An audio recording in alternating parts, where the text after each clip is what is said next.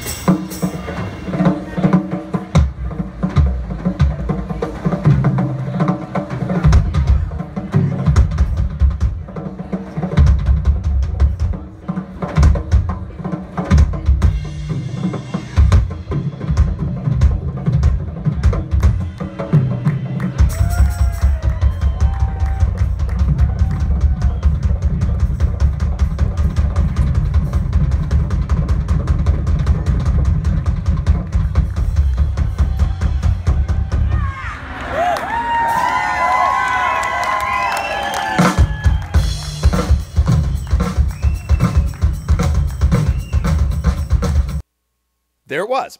That's all I have. If anybody else has any, post it. Hopefully, maybe if people come to this show, they can take footage of it. I'll try to. My concern isn't... The last thing on my mind now is setting up my tripod with my Nikon 33 and everything to try to get footage of the show. A, because that camera will only get probably 20 minutes. Maybe if somebody has a GoPro, I could borrow it. I don't know. I'd love to have, literally, the 2 hours. We're playing 2 hours straight. Okay, we steamroll. I mean, we plow through these, okay? I am so proud of myself for making it through that last show. But anyway, so last night I'm meeting with the band master, God love him, KASHMIR. He's a good man, Frank. We're talking about maybe throwing some other tunes in. So like 7 or 8 years ago, there was sort of a nobody's fault but mine sort of thing, combined with a couple other tunes too, which sent a little chill up my spine because I haven't done it for 7 or 8 years. So I'm sure hoping that doesn't get lobbed in there. But if it gets thrown at you in front of a shitload of people, guess what? You got to play it. So I'm hoping we don't. But, you know, this is harrowing. You know why? Because I'll tell you, the first song we start off with, as Zeppelin often did after Zeppelin 4, is rock and roll, okay? Now, the key there is to not play it too fast, okay? Like, when I listen to the studio recording, to me, just flat out honestly, you hear Bonham do the intro, and then the song really does pick up, right? But I can't help but think, and I know diehard Zeppelinites can be like, oh, no, he didn't. But I really think that's sped up, just on the tape machine. I'm not to make Bonham seem superhuman. I just think they like the way it sounded nice and fast. Okay, even Bonham's drums at the end even sound a little higher in pitch. Anyway, neither here nor there. But it's very important that I don't start out rock and roll too fast. I can get through it even if I play it fast, but after about halfway through, I'm going to have to be playing quarter notes on the hat, okay? Instead of, it's just the way it goes. Because I have another 115 minutes to play after that. So I can't use all my energy up blasting out 8 notes on rock and roll if it's too fast. So, here I am in my den of practice. I've got my 26. I have a 26 up. And I have a 12 and a 14 here. It's just easier for me just to set these babies up. I do not have my own Amber Vista lights anymore. I sold those about 5 years ago. Kind of now regretting I did, but I just did. Forgot who I sold them to. There's no way to get them back. The 16 and the 18 were original. And then the bass drum and the 14 were... I think they were 5-shell. They weren't the Golden Times reissue. They didn't have that extra little block in them. And the bearing, I just looked almost like almost like Camcos. They were almost like, it was weird. They were like an inverted, bizarre bearing edge. I actually, for a while when I first bought them, thought they might have been original. I didn't know. Of course, then I sold them to a guy I know here. I told him they may or may not be original. Probably not. I wasn't sure. I sold them to him for the price I paid for them, which was $1,500. And he came back. He's like, look, they're definitely not original. I was like, fine, fine, fine. I bought it back from him. Still feel guilty about that. I don't like the appearance of even pulling the wool over anybody's eyes. I just figured, well, you know, God, those floor times got to be worth it. Anyway, so I don't know where those went. I wish I had them because I had my authentic rail Consulate on there that I have via Ludwig's original late 50s, early 60s methods of removing the rail. In other words, instead of having to adjust it every time, I literally can just remove the banana with this strap on it, which is an idea I've recommended to Ludwig and to Steve Maxwell on numerous occasions. I think, even make a video of it like 5 years ago, like the Terry Keating Bonzoleum Ludwig rail Consulate idea. But just check it out. Literally way back in the day, the Ludwig rail Consulates, late 50s, early 60s, had screws on the... We need a banana. No, but imagine like, the imagine, if you will,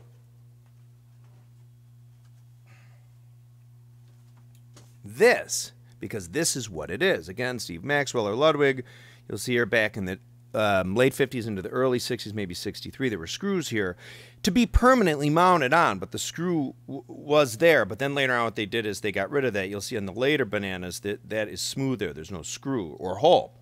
But this way what I did is I'm able to remove this whole chunk, put it somewhere, and then when I go back to play, I attach it again, as is. Anyway, the kit I had this. In fact, this is from the kit. I can't remember if I had something identical on it. Anyway, if you get a chance, get Steve Maxwell's, the reissue rails and straps he has for like the Wahlberg, Nage, Slinger, Lindy, Gretchen, Ludwig. They're damn good. Anyway, so yeah, I had one of those on my kit, as I also had the shell-mounted cymbal arm.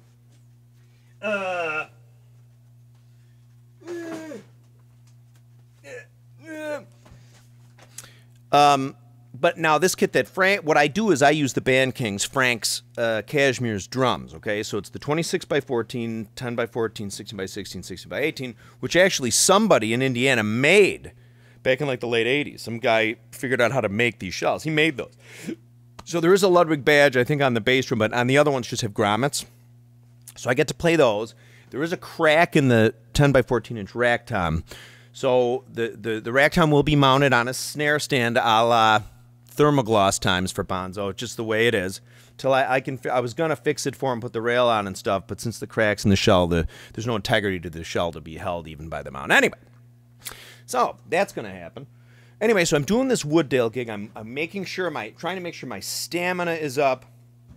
Again, because what'll happen is essentially, if I recall, and this can be harrowing too, which kind of means, well, to me, scary. What happens is this. Is you get up there, right? And, you're kind of excited before the show, and you're a little nervous, and you set everything up, and you have like a half an hour to load everything up on stage, and you set it up, and suddenly 25 minutes has gone by. It seems like 5. So you got to start in 5 minutes. So you run off the stage, you're sweating your ass off anyway. I put a Showco shirt on, white pants, gym shoes. I don't have the wig anymore, which was incredibly hot. So we put on a bowler like 1975, so there's sort of a chunkiness of bizarro-ness there I have. From here down, I'm 1973. From here up, I'm 75. Anyway, moving forward. Then what happens is we go right into rock and roll. And then we go into Celebration Day, just like we do in the 1973, like the original vinyl soundtrack, Celebration Day. Then we go into Lemon Song. After Lemon Song, we do How Many More Times. After How Many More Times, we do sort of a little thing which is kind of cool, and then we go into the Wanton Song, or known by many Americans as the Wonton Song.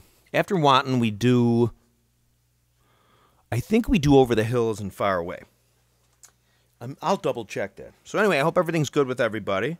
Sorry, summer, sometimes I'm busy. I was busy. Which is from 48 Hours. Dudesicle from the Warriors, Come Out to Play, / Dreamscape, that actor, whatever happened, I'm not sure. So here we go. So what I have here, so this is what I've written down.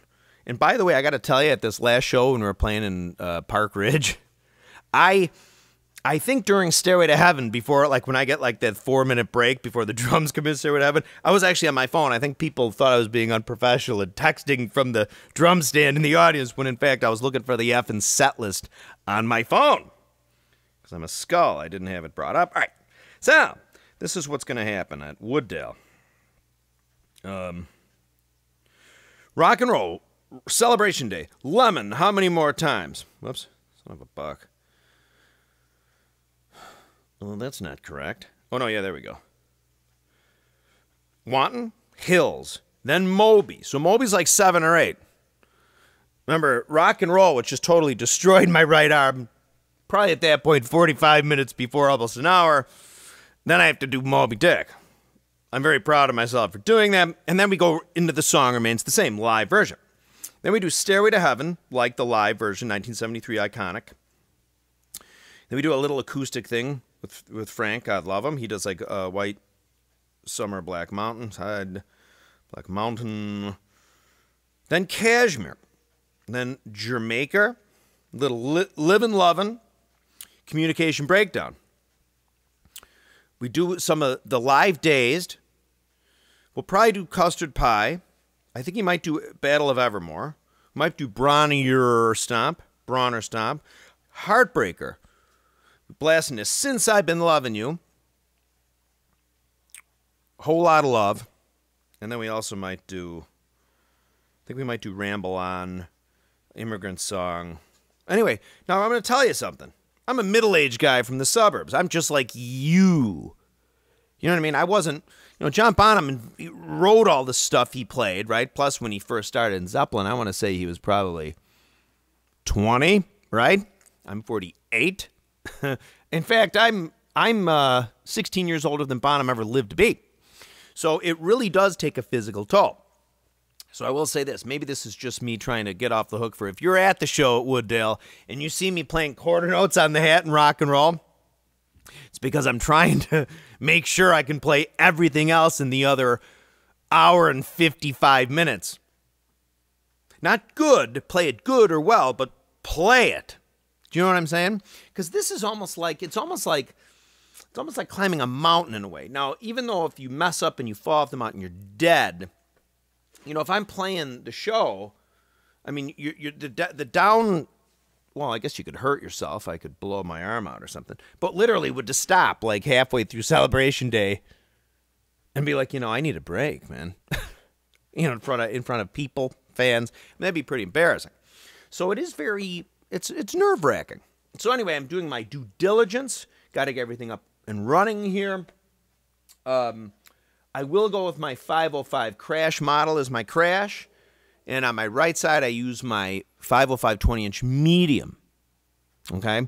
Which is pretty much the same weight as the original mid-70s 20-inch 2002 medium.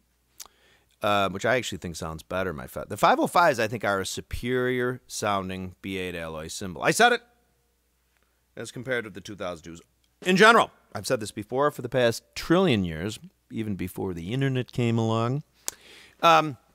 But what I might do is take the green logos off and then get like a black Paiste stamp and maybe just ink stamp the cymbals so, they look like original 2002s. So, anyway, so that's what's coming along with me. So if anybody gets a chance and makes it to Wooddale, I think it's, what is it called? Wooddale like Fiesta Fest or something? Or anyway, 9 p.m. to 11 p.m. in Wooddale, Illinois, which is not far from O'Hare Airport if you do fly in. No, seriously, it's not far from O'Hare Airport. Actually, it's pretty much, I think, right next to O'Hare Airport. So that's what I'm getting ready to do. More videos on the way. I got to get George back in here and Bob again. Again, I do have to remake. I am about to remake a lot of the other videos. I got to go back and see the videos, and I know the sound on those is so bad. So that's where I'm at. So I hope everything's good with you guys and yours. And again, so if I don't see anybody at the show, which in a certain way, I almost feel like I'm nervous about the show. I just would kind of like it to be on the down low. Of course, I did sort of tell everybody about it now. So I got to do it. Anyway, thank you for watching. More videos on the way. God, there was another thing I was going to say, though. I don't know. I'll remember for the next video. Thanks for watching. Please subscribe if you haven't. Oh, wait. Hang on a second.